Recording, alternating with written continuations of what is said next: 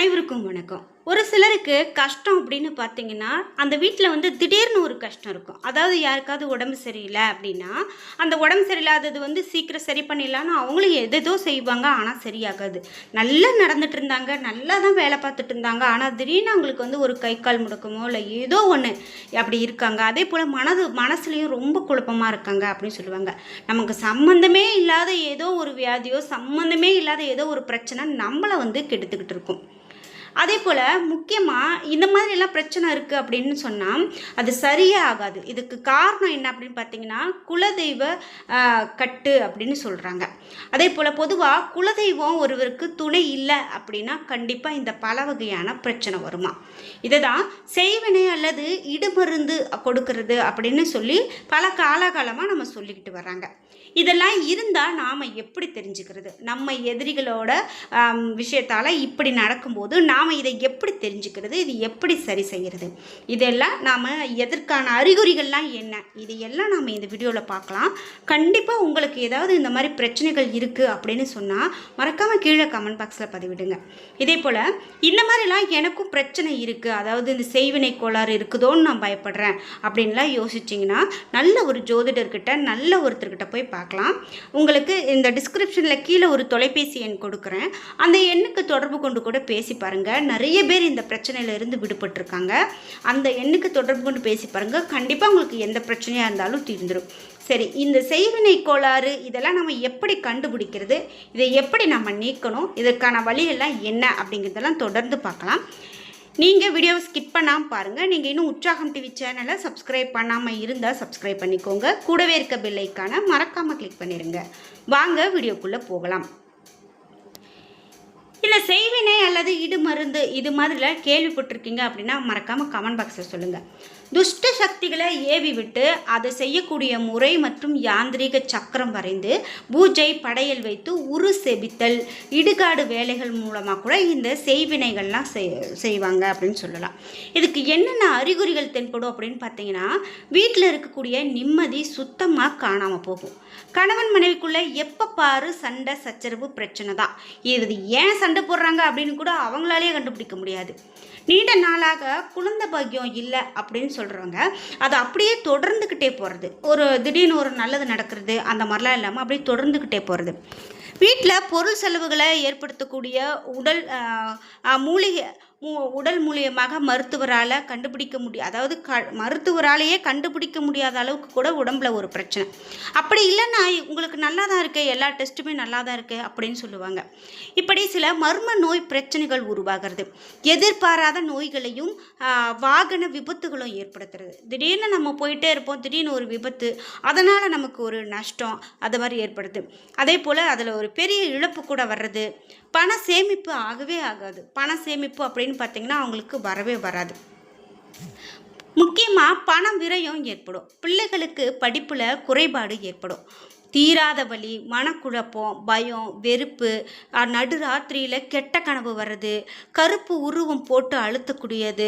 அதே போல் உங்களுக்கு பெண்களுக்கு வயிறு குமுட்டல் வர்றது, எதிரிகளால் தொல்லை, வியாபாரத்தில் விருத்தி இல்லாமல், அதாவது வியாபாரம் நீங்கள் முதலீடே போடுறீங்க, நல்லாவே பண்ணிகிட்ருக்கீங்க, ஆனால் அந்த வியாபாரத்துலேருந்து அவங்களுக்கு லாபம் இல்லாமல் இருக்கிறது, அதிகமான கடன் சுமை உண்டாகிறது, கடன் தீரவே தீராது, தெய்வ வழிபாடு செய்ய முடியாது, கடவுள் நம்பிக்கை குறைஞ்சிக்கிட்டே போகிறது. அதே போல் எந்த விஷயத்தை பார்த்தாலும் உங்களுக்கு ஒரு வெறுப்பு, இது எனக்கு ரொம்ப வெறுப்பாக இருக்குது அப்படின்னு சொல்கிறது.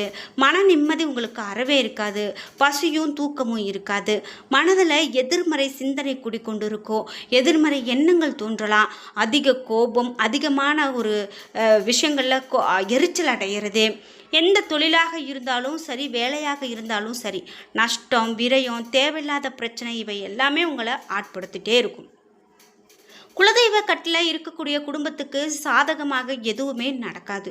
குலதெய்வத்தால் உதவ முடியாமல் ஒதுங்கி நிற்குமா. இதெல்லாம் நம்ம கதைகளில் தான் கேள்விப்பட்டிருக்கோம். ஆனால் அதுதான் சொல்கிறாங்க.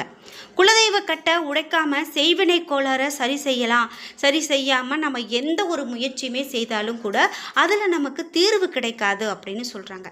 இவை அனைத்துமே ஒரு தனிப்பட்ட நபருக்கோ அல்லது ஒரு குடும்பத்துக்கோ சில மந்திரவாதிகளால் பாதிக்கப்பட்டால் வரக்கூடிய பாதிப்பு பாதிப்புகள் அப்படின்னும். ஏவல் பில்லி சூனியத்தால் பாதிக்கப்பட்டவங்க அதனால் 12 வருடம் துன்பப்படுவாங்களாம். அதனால் 12 வருடம் நான் கஷ்டப்பட்டுட்டு இருக்கிறேன் அப்படின்னு சொல்லக்கூடியவங்க. சரி, இது அத்தனையுமே சாத்தியமா?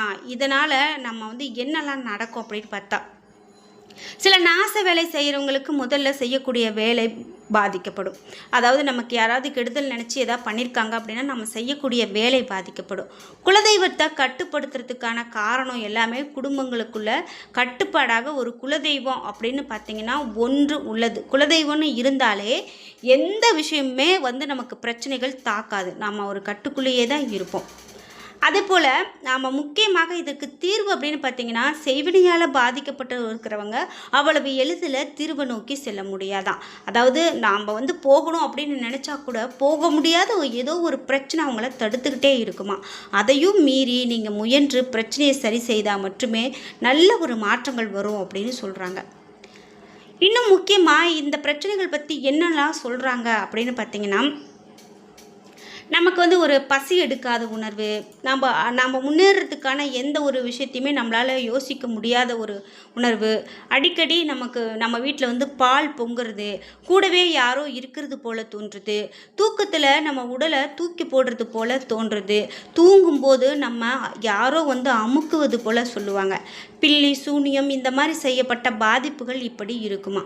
அடிக்கடி கெட்ட கனவு வருது, சண்டை சச்சரவு வருது, நோயால் பாதிப்பு, குலதெய்வ கோவிலுக்கு போகணும்னு நினச்சிட்டே இருப்பீங்க, ஆனால் அது உங்களால் போக முடியாத ஒரு சூழ்நிலை வருது. இந்த மாதிரிலாம் நடக்கும்போது தான் இப்படி செய்வினை கோளாறு இருக்குமோ அப்படிங்கிறத நாம் புரிஞ்சுக்க முடியுது. இந்த செய்வினை உள்ளதா அப்படிங்கிறத நம்ம இன்னும் எப்படியெல்லாம் தெரிஞ்சுக்கலாம் அப்படின்னு பார்த்தீங்கன்னா, வீட்டில் துளசி செடியை நீங்கள் நட்டு வளர்க்கணும். அதுக்கு தினமும் தண்ணி ஊற்றி வளர்த்துட்டு வாங்க. செடி பட்டு போகாமல் வளர்ந்தா உங்கள் வீட்டில் தெய்வ சக்தி இருக்குது அப்படின்னு அர்த்தம். மற்றும் தீய சக்திகள் எதுவும் இல்லை அப்படின்னு உணர முடியும். அதே போல் செடி பட்டு போனால் தீய சக்திகள் உள்ளது அப்படின்னு நம்ம தெரிஞ்சுக்கலாம். நம்ம வீட்டுக்கு அருகாமையில் இருக்கக்கூடிய அம்மன் கோவிலில் இருந்து ஒரு எலுமிச்சம் பழத்தை வீட்டுக்கு எடுத்துகிட்டு வாங்க.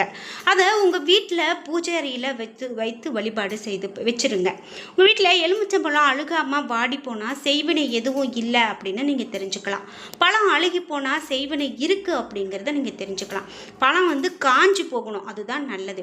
அதே போல் முழு எலுமிச்சம்பழமும் 3 எடுத்து தலை முதல் கால் வர உடல் முழுவதும் உருட்டி 3 முச்சந்தியில் போட்டு அதை காலால் மிதித்து திரும்பி பார்க்காம வீட்டுக்கு வந்து வெளியில் குளிச்சுட்டு பிறகு வீட்டுக்குள்ளே போயிட்டு சாமி கும்பிடலாம்.